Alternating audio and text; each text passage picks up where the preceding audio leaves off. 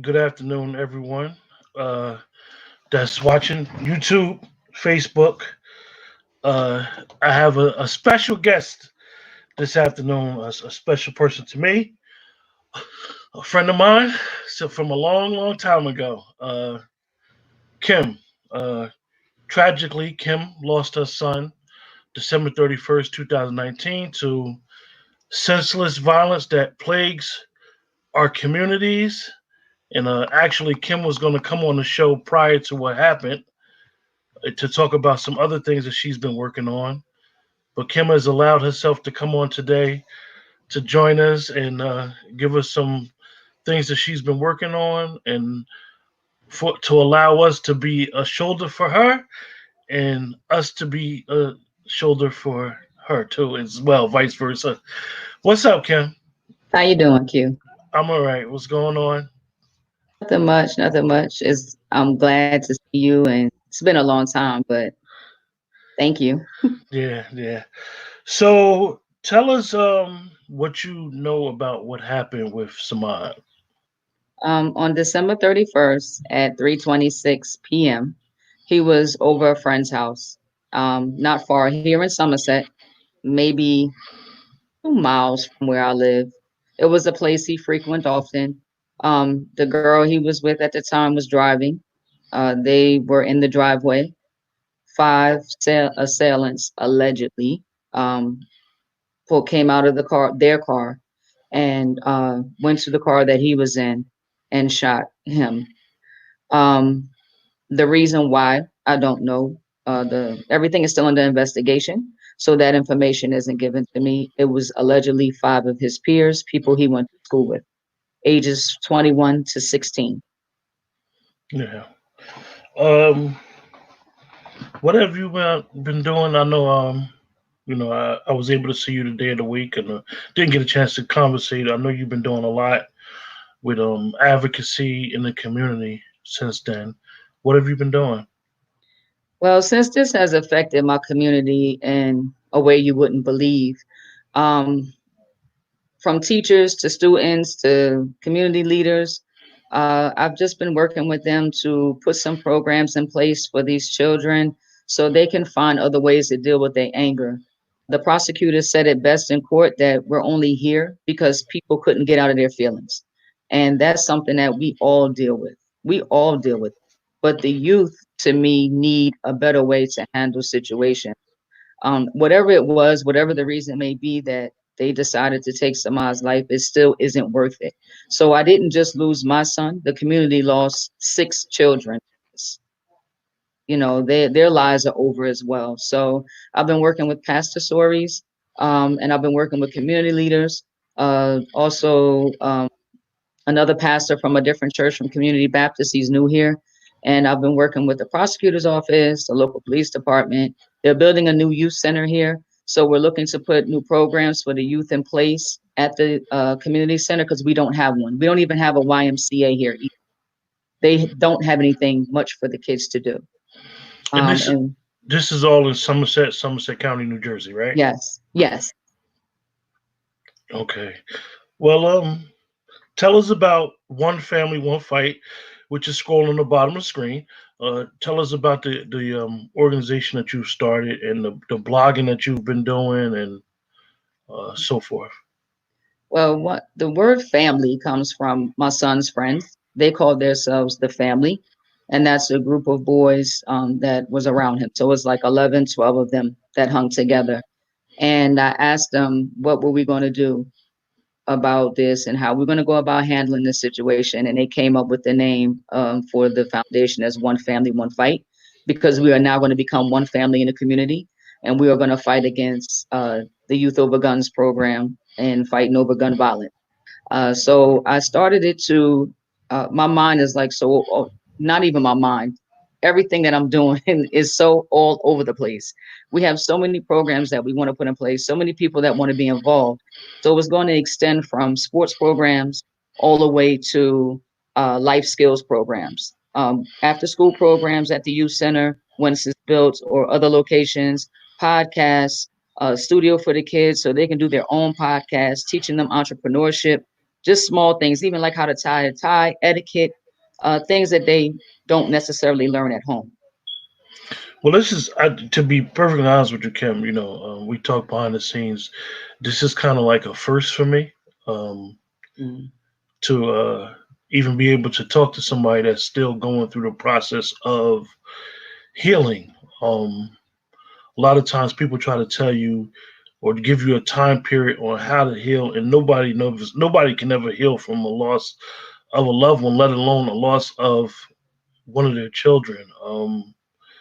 If you don't mind, could you just share with us how you've been getting through? I mean, I know it's kind of like it's even awkward for me to even talk to you about it. Like I don't even know what to say. Um, and I had questioned whether you was ready to do the interview or ready to discuss it. It was probably more apprehension on my part than your part. You were probably more willing to talk than I was, because I don't know. Like I said, I don't know what to say. What just say whatever you feel, Kim. I mean, I don't even know what questions to ask you. I understand. You sound like everybody else. Nobody knows what to say or how to say or anything. It's not easy, but I feel like my purpose for this. I've been chosen, so I'm not gonna lie and say I haven't questioned God. That would be a lie. I did. I questioned him. Why are you putting me through this? What have I done so bad for you to do this to me? Burying a child is the worst ever. It's the hardest ever, not let alone not him dying from a natural cause, but a murder that somebody could take his but God answered me the next day, and that was the day of the vigil. And that was actually the next day after he passed. That was January 1st. The kids put that together. They asked me to come, and I went. And the next day after that, God said it was a purpose. There's a reason. And as you know, I've been driving a truck for 20 years. So writing blogs, community activists, child activists, youth activists, all of this stuff is new to me as well. But I find that it's my journey and my purpose now. I miss my son. Anybody would miss their child. I have two other kids, but the thing is that I have the whole community looking at me. They think I'm so strong and all of this other stuff. I'm not saying I don't cry. I do. I'm not saying I'm over him. I never will be. But my son left a legacy, and I found that out through his funeral, and his wake. And every day when the kids come by to check on me, the things that he said, the songs the kids are writing about him, I didn't realize that he was taking what I was teaching him and instilling it in other youth, pushing them to do better and giving them all types of stuff. So when you live in your child's honor and legacy, I think that gives me the strength to do all what I'm doing. One of our classmates, Nicole Mills, said, "You have an amazing heart. I'll help you in any way I can." She wants to know how the effort you getting through, and she said, "You got it, girl. You will change lives." She's watching. Now that's going to make me cry. I love her so much. I do. And Nicole, it's Nicole hasn't changed. no. And you know what? It's everybody. I do have so much strength from the community. My friends, old and new. It's just everybody. I don't even know how I'm going. Like even putting a walk together, going to the county, asking for the park. And the lady was like, I admire you. I don't even know how you're doing this. I would crawl underneath a rock and just die. And I'm like, I can't. I can't do it. I have to talk about this. I have to change somebody else's life and I have to change another youth's direction. For the people that's watching the One Family One Fight that's on the bottom of the screen.com is Kim's website where she blogs. Would you blog every day, once a month, I once a week, blog once a week. I once need a to week? blog more. And I mean, it's it's about my journey. yeah. Yeah. Yeah, explain to Kim what you to speak about on the blog. Well, it was given to me as advice to do it. And I was like, well, okay, right. Like I said, driving a truck, you don't write. Even though my mother's an English teacher, like you're not writing. So I mean, I began to write because the first one was finding peace in the midst of tragedy. So I had wanted to be peace. I wanted to find my peace again in the midst of all of this mess. And I wrote, and it was like freeing. Like I was able to share. But when I was sharing, I wasn't sharing to help other people. I was just sharing because it was best for me to do.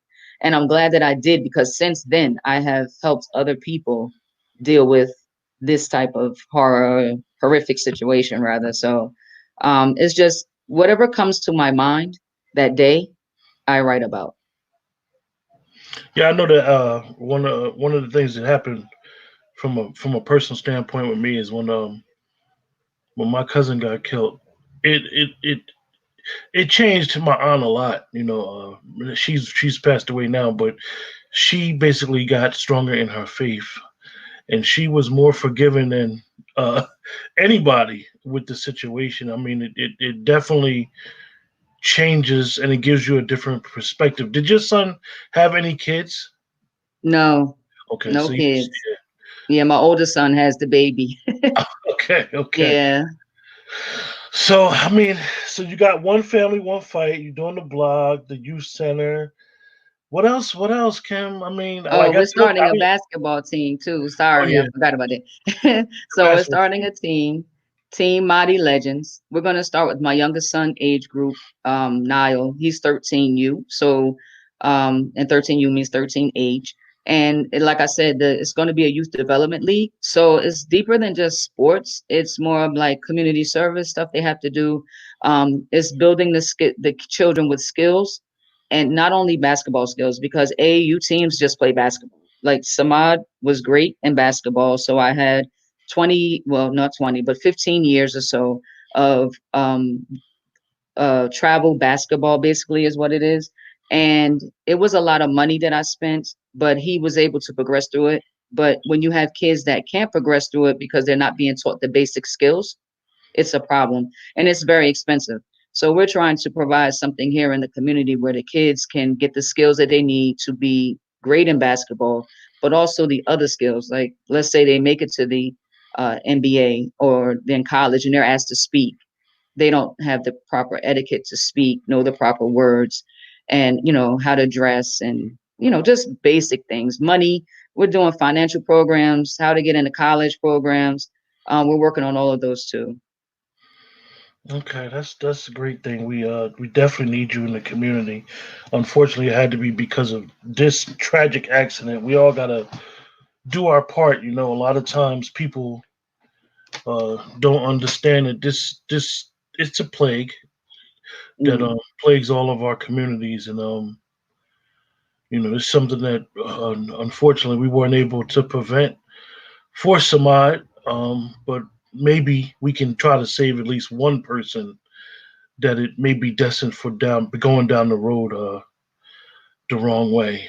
Kim, man, I don't know what to say. Like I told you, I don't even know what questions to ask you. Usually, I'd be bombarding people with questions. I Ask always me think of stuff. I anything. mean, I don't know. I don't know what to say. Like I'm just your courage and you willing to talk about it is amazing, and I really appreciate you accepting the open invitation to come on the show. Let Thank me let the you. audience know that Kim is into wellness, and Kim Yes. was invited to come on the show prior to her son um, tragically getting killed in the streets, December 31st, 2019. Kim was going to come on the show prior to talk about wellness and being fit and being healthy. So Kim had already been invited to the show prior, and then when this happened, it kind of delayed things. And Kim was willing to come on the show and talk about what she's been doing in the community since her son passed away. Nicole Mills said, "Keep us updated." Nicole, actually, Kim is part of the group on Facebook, so she's there. Mm, She's there. She's seeing everything that's going on. that's She's good. there. We're gonna try to keep everybody on the group updated with what's going on with Kim's blog, as well as I'll post it in the group periodically. I really don't have many more. I don't really have any questions for you, Kim. I mean, like I told you, we appreciate that you was able to come on the show, and you Thank know, you. But I just want to tell you two things before we go. okay, We're having a Youth Over Guns walk on June 7th, 2020. It's at Duke Island Park in Bridgewater, and it's from 8 a.m. to 1 p.m. This is just a walk for us to gather, working with the children, with the kids here, to put some things together that they like to do. But it's just to bring a lot of awareness. I hope to have some workshops there or people there. You can vend there if you want. Please come out and support that. And then in July, we're having a bowling in the park, and that's going to be July 25th and 26th at Little Bush Park here in Somerset. And what that'll be is it'll be focused around sports, but using sports to bring the community together so we can have a day of family fun and food on Saturday. And then Sunday, we're going to have a 3 versus 3 tournament. You can sign up for that on Saturday. So information for all of these things. I do have a Facebook page, One Family, One Fight. Those things will be on there. I'm on Instagram too, at Wellness Boss Babe on there, and I also have One Family, One Fight. I'm working on that page as well on Instagram, but Facebook, everything is already set up, and you can follow me for those events and everything. And also too, I'll keep everybody posted on the programs and stuff we're doing here. I just want to say that this is a tragedy. It is, but at the same token, we can save somebody else.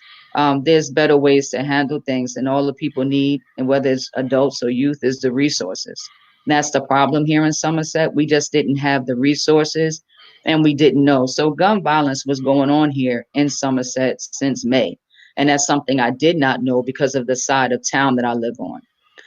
So it's the same in any other community where you have streets that are fighting this street and that street and this street, whether you want to claim color or street, whatever, it's the same thing. And just because we're in middle class Somerset, it didn't change. It didn't change the fact that gun violence was here. I moved here from Hillside to get away from it.